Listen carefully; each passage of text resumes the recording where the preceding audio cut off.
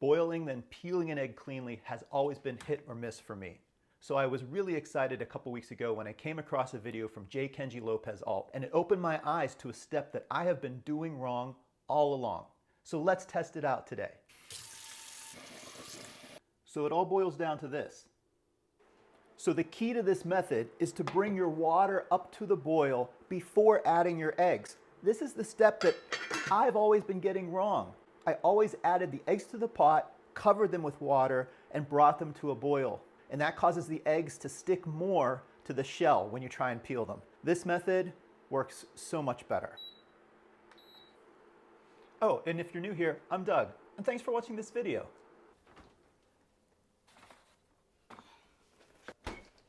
I even have eggs from 2 different purchase dates, about 2 weeks apart, but the same eggs, so they're large, organic brown eggs. We want to lower the eggs into the boiling water gently, and you can do that by just placing the egg on a tablespoon, or maybe a ladle if you have it, or a slotted spoon, or if you've got one of these, like a spider, you can actually do a couple eggs at a time. They're great. And our water is up to a boil. We'll put our newer guys in first, and another little trick, because I have fridge cold eggs, just giving them a light little dunk about 3 times before immersing them in the water helps to keep those shells from instantly cracking and then seeping out.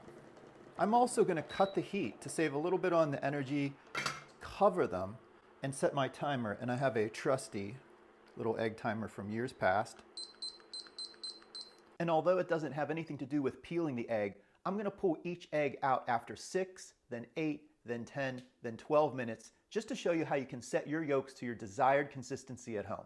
I like this method of cutting the heat and setting a timer, and just let the residual heat of the boiling water more gently cook the protein in the eggs. This is an induction cooktop, so it loses its actual heat from the burner very quickly, and same with a gas top stove. But if you're using an electric range like I have in my kitchen here, I would take it off of that burner as well, so it's not still pumping heat into the eggs. Little ice bath at the ready.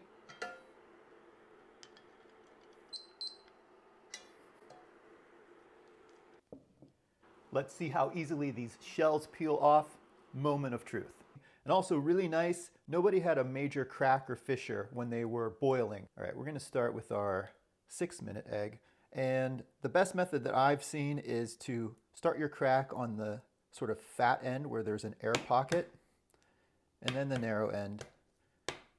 And then maybe just, well, that didn't work out, but I am going to try and get the shell off. So my egg cracked right in the center. I think I wrapped it too hard because the yolk is still so nice and soft.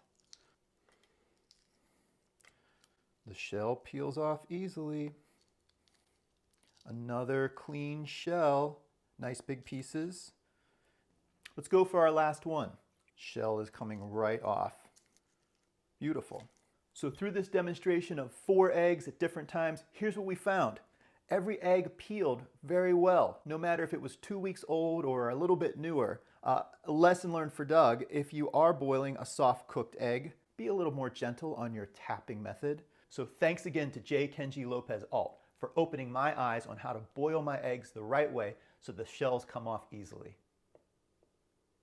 And depending on your degree of doneness, from 6, 8, 10, or 12 minutes, we got a beautiful yolk set and never got that green ring inside our yolk, which usually indicates an overboiled egg. Whether you're making deviled eggs or pickled eggs or Easter eggs, this is the method that I'm going with from here on out. And if you like this video, give it a thumbs up so more people can find it. Thanks for watching. Guess we're having egg salad for lunch.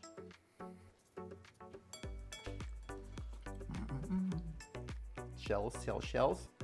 I think I need coffee. Or if you've got one, these are great. Whatever the hell that is.